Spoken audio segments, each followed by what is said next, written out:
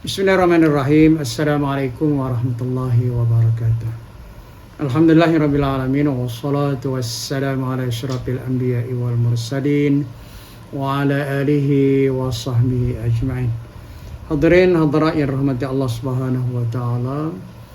Syukur kita kehadirannya dalam kesempatan pada hari ini kita dapat bersua kembali dalam kita mengupas bertadabbur dengan surah Al-Qadar yang Allah Subhanahu wa taala menyebut di dalam surah Al-Qadar ini, inna anzalnahu fi lailatul qadr wa ma adraka ma lailatul qadr lailatul qadri khairum min alfi syahr tanazzalul malaikatu warruhu fiha biizni rabbihim min kulli amr salamun hiya hatta matla'il fajr. Sadaqallahul azim. Yang Allah Subhanahu wa taala menjelaskan pada malam Qadar itu diturunkan oleh Allah Subhanahu wa taala Al-Quran.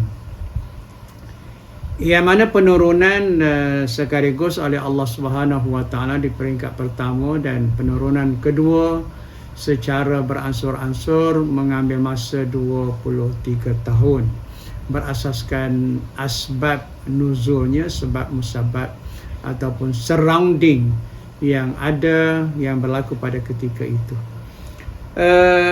Dalam surah ini, dalam merujuk kepada sebab penurunan ayat ini, Ibnu Jarir menukilkan bahawa ia ada kaitan dengan satu peristiwa cerita yang disebut berkenaan dengan seorang ahli ibadah dari kalangan Bani Israel yang beribadah daripada pagi sampai malam, lepas tu berjuang pada jalan Allah Subhanahu wa taala, memikul senjata 1000 tahun, hampir 1000 tahun. Maka Allah Subhanahu wa taala nak memberikan suatu motivasi kepada umat Islam di bawah pimpinan Nabi sallallahu alaihi wasallam, bahawa kerja-kerja yang dilakukan oleh umat Islam adalah lebih mudah untuk memperolehi ganjaran pahala lebih daripada 1000 bulan. Jadi 1000 bulan yang dilalui oleh hamba Allah tadi dari kalangan Bani Israel telah diberikan motivasi oleh Allah SWT kepada umat Islam, tak payah berjuang dalam bentuk 1000 bulan yang memakan masa, kalau 1000 bulan itu 83 tahun, 83.3 lah, tapi 83 tahun. Hadirin sidang pendengar yang dirahmati Allah Subhanahu wa taala, apabila surah ini bermula dengan penurunan yang Allah SWT menegaskan diturunkan, inna anzalnahu fi lailatul qadr, yang mana suatu penurunan yang besar daripada Allah Subhanahu wa taala. Banyak benda-benda yang berkaitan dengan besi pun, yang dikaitkan dengan kewujudan besi di bumi pun diturunkan oleh Allah Subhanahu wa taala ke bumi ini. Jadi dalam hal ini, bagaimana kita nak memahami soal penurunan Al-Quran yang merupakan mukjizat besar agung dalam konteks kehidupan baginda sallallahu alaihi wasallam dan kehidupan umat Islam, mukjizat pada Nabi sallallahu alaihi wasallam, dan satu anugerah yang besar kepada umat Islam yang dilihat dalam konteks surah Al-Baqarah itu sendiri, zalikal kitabul la raiba fihi hudan lil muttaqin, yang tidak ada keraguan bagi orang-orang yang beriman, hudan lil muttaqin, petunjuk kepada orang-orang yang bertakwa. Ya, dalam konteks kehidupan kita, kita nak pergi ke satu tempat yang kita guna GPS, guna alat ataupun teknologi yang boleh menunjukkan arah tempat yang kita nak tuju, yang umumnya dikaitkan dengan pusat yang kontrol itu ialah di Israel. Di samping tempat lain mungkin ada. Tetapi apa yang kita boleh lihat, kepercayaan kita kepada device itu, teknologi itu, sehingga kita tempat yang tak biasa pun kita boleh sampai dengan cara yang baik. Jadi apabila kita merujuk kepada Al-Quran, hudan lil muttaqin, petunjuk kepada orang-orang yang bertakwa, maka sudah tentu harus dilihat dengan penurunan Al-Quran oleh Allah Subhanahu wa taala merupakan suatu yang mesti diberikan perhatian yang berganda, sebab ianya diturunkan oleh Allah Subhanahu wa taala dan diberikan kepada manusia yang juga dicipta oleh Allah Subhanahu wa taala dan diagendakan oleh Allah Subhanahu wa taala untuk manusia beroperasi di muka bumi ini, dan dengan petunjuk yang sedemikian rupa itu dan penyediaan yang memotivasikan dengan kedudukan lebih daripada 1000 bulan, itu merupakan suatu yang besar dalam konteks kehidupan kita, khususnya di bulan Ramadan ini.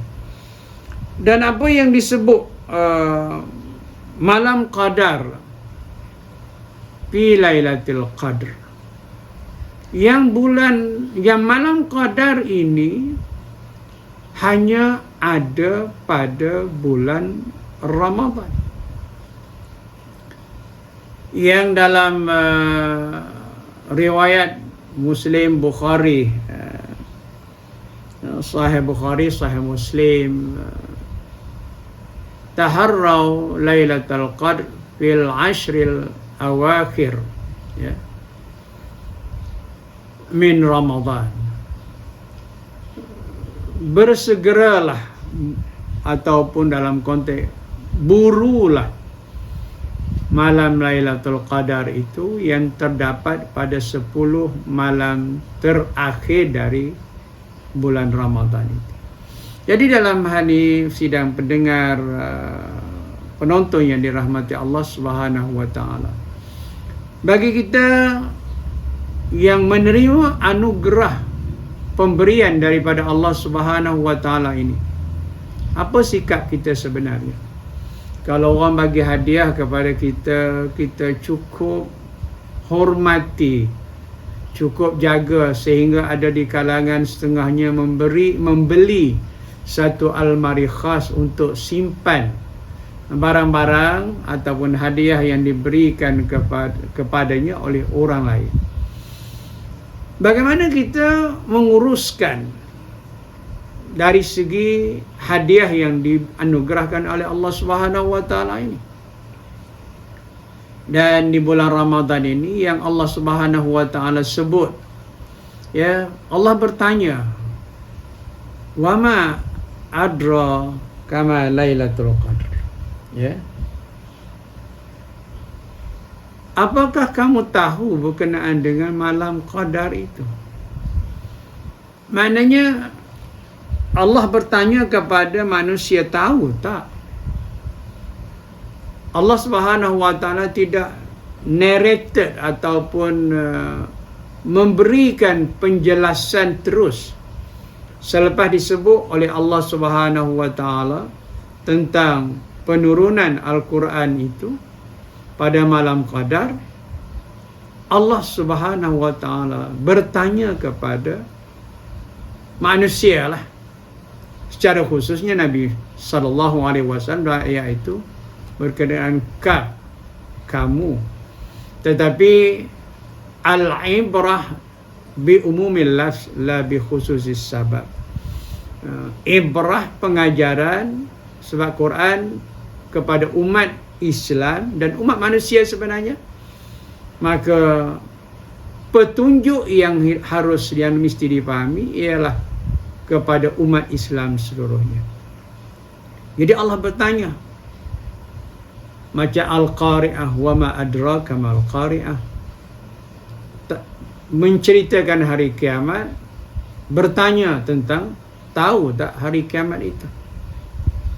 Maka Allah bertanya, dan ini sebenarnya cara pengajaran dalam kita berhubungan dengan para pelajar ataupun audiens. Ya, kita bertanya, apabila kita menjelmakan satu ungkapan, tahu tak ungkapan ini apa makna sebenarnya? Jadi lontaran itu untuk mengajak audiens, hadirin berfikir. Sebab apabila dilontarkan persoalan, maka dia berusaha untuk menjawabnya. Sidang hadirin yang dirahmati Allah Subhanahu wa taala, apabila kita meneliti persoalan malam qadar ini yang digambarkan dengan masa terlampau banyak, lebih baik daripada 1000 bulan, para ulama, para mufassirun menghuraikan apakah tepat 1000 lebih baik daripada 1000 bulan, ataupun dia merujuk kepada persoalan terlampau banyaknya. Jadi dua-dua pun boleh kita terima lah sebagai asas. Basicnya 1000, tapi yang lebih itu lebih merupakan rujukan kepada banyaknya yang dianugerahkan oleh Allah Subhanahu wa taala. Sebab itu kita lihat dalam konteks puasa itu sendiri, bagaimana menghubung kaitkan dengan puasa yang Allah Subhanahu wa taala memberi ganjaran pahala kepada orang yang berpuasa dengan gandaan yang ada pada Allah Subhanahu wa taala, yang tidak, orang kata, tidak terhad kepada apa yang disebut sehingga 700 kali ganda.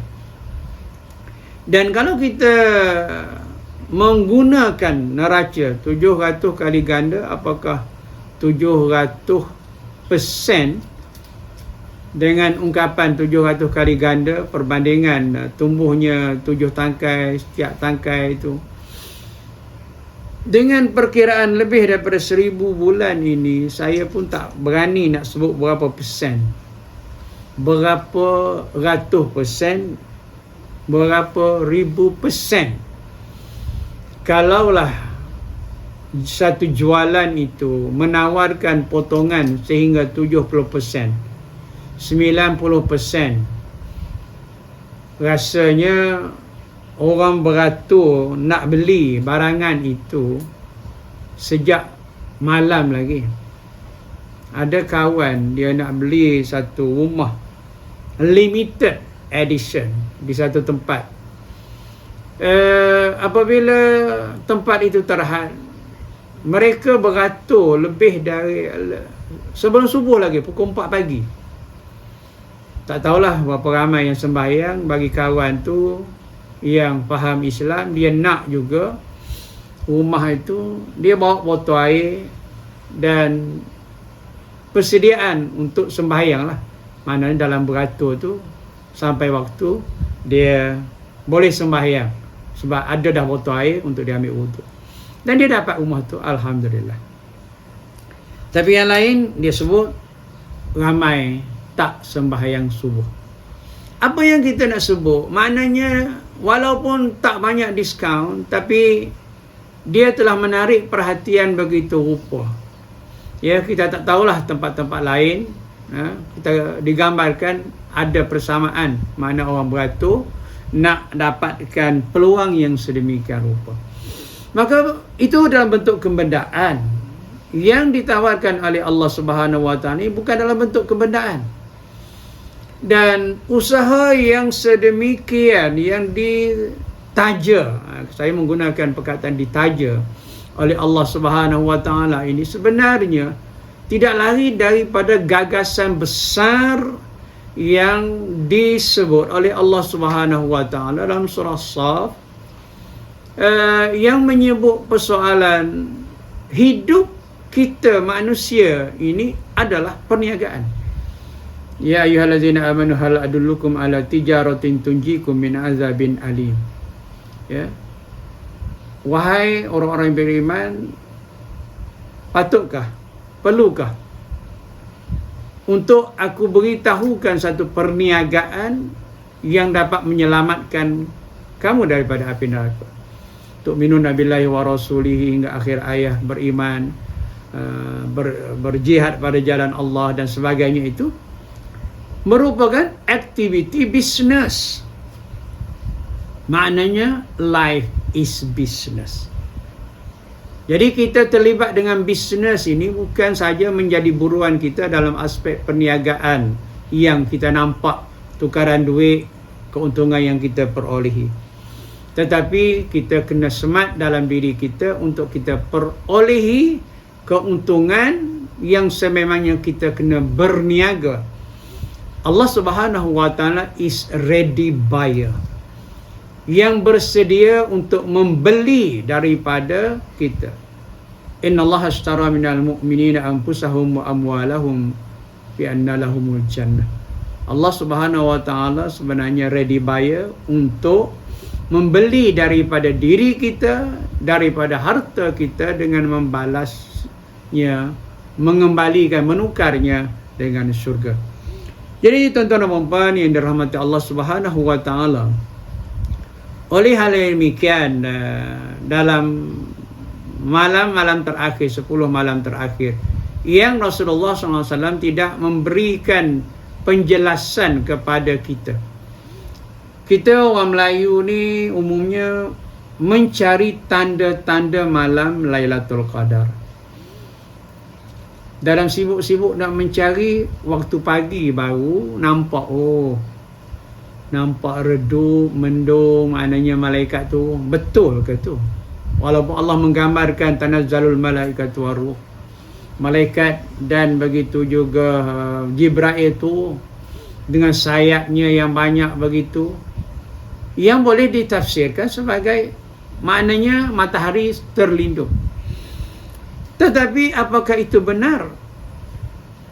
Kalau sekalipun kita kata kebetulan benar, tetapi kita sudah kehilangan beribadah waktu malam, sebab kita hanya mencari, memburu tanda-tanda Lailatul Qadar yang belum tentu benar, sahih, walaupun ada kebarangkalian. Jadi dalam hal ini, marilah kita menggunakan baik kesempatan kita pada tahun ini, yang kita memang kita nak kepada yang lebih baik, maknanya tahun ini lebih baik untuk kita. Ia merujuk kepada apa yang menjadi idaman. Biasanya memang kita melihat kepada tahun lepas, kita rasa kita tidak berpuas hati, maka kita bina tekad pada kali ini, tahun ini, untuk membolehkan kita menambahkan degree kekuatan amal kita. Jadi saya menyeru kepada diri saya dan rakan-rakan, keluarga semua, dan hadirin semua, untuk kita rearrange diri kita. Dalam 10 terakhir ini, tempat yang menjadi untuk kita, menjadi tempat untuk kita berlepak. Saya menggunakan perkataan berlepak itu untuk dilihat secara santai, tetapi punya makna yang besar. Para lelaki harus berada di masjid atau surau, ya. Tidak menjadi masalah, di surau pun kita boleh niat i'tikaf. Jadi kita berada berterusan, ataupun kita mungkin balik sekejap ke rumah, lepas tu kita sambung semula tengah malam, mana kita tidak tidur di rumah lah. Dan boleh bersama-sama ahli keluarga. Kebanyakan masjid sekarang ni menyediakan surau pun menyediakan ruang untuk wanita muslimat untuk turut sama berqiyamul lail. Jadi dalam hal ini dua perkara. Yang pertamanya di malam 10 terakhir, malam-malam 10 terakhir itu. Yang keduanya ialah malam sebelum 10 terakhir kita masih ada lagi malam-malam sebelum 10 terakhir itu. Maka kita gunakan malam-malam yang sebelum itu untuk menambahkan kualiti ataupun amal soleh kita. Jadi di antara apa yang disebut oleh Rasulullah sallallahu alaihi wasallam berhubung dengan qiyamul lail ataupun malam qadar yang kita dengan pasti kalau 10 malam terakhir itu kita sepenuhnya menumpukan perhatian, maka ianya akan diperolehi. Tidur kita di masjid, yang kita tidur sebelum itu kita berwuduk, kita beriktikaf. Tetapi niat iktikaf lah.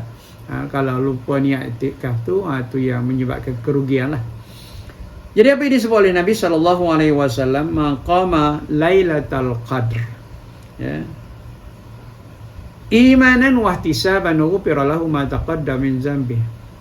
Barang siapa yang mendirikan ataupun qiyamul lail, berjaga malam ataupun berada dalam keadaan yang kondusif seperti mana yang saya sebut tadi, berada di masjid dengan segala macam environment yang ada. Kalau di Gombak ni, di UIA menjadi buruan lah, orang luar kadang-kadang memenuhi. Berbanding dengan student sendiri, orang luar lebih ramai berada dalam masjid UIA itu. Dalam keadaan yang sedemikian rupa tu, maknanya Allah menjanjikan dengan syarat keikhlasan kita kepada Allah Subhanahu wa taala, maka diampuni oleh Allah Subhanahu wa taala dosa-dosa ma taqaddama min dzambi, yang terdahulu. Jadi peluang yang besar. Sebab itu dalam membicarakan soal doa ini, maka harus kita ambil perhatian bahawa jangan sampai kita ta'assub, kita tak faham bahasa Arab, kita berdoa berdasarkan hafal ataupun hafaz semata-mata. Kita nyatakan kepada Allah Subhanahu wa taala dalam ungkapan bahasa yang kita fahami, bahasa Melayu, bahasa Malaysia. Jadi tuan-tuan, hadirin, hadirat yang dirahmati Allah Subhanahu wa taala, marilah kesempatan ayat yang diturunkan oleh Allah Subhanahu wa taala ini benar-benar difahami oleh kita, dan kita memperoleh kebaikan dengan perenungan ayat malam qadar ini di samping ayat-ayat yang lain dalam konteks pembacaan kita, tadarus, qiraah di bulan Ramadan ini. Segala macam amal ibadah kita, walaupun siang hari kita bekerja, maka kita terus tekad dengan niat lillahi ta'ala. Moga-moga seluruhnya diberikan kebaikan berganda oleh Allah Subhanahu wa taala sebagaimana yang dijanjikannya. Terima kasih kepada semua. Wallahu alam. Assalamualaikum warahmatullahi wabarakatuh.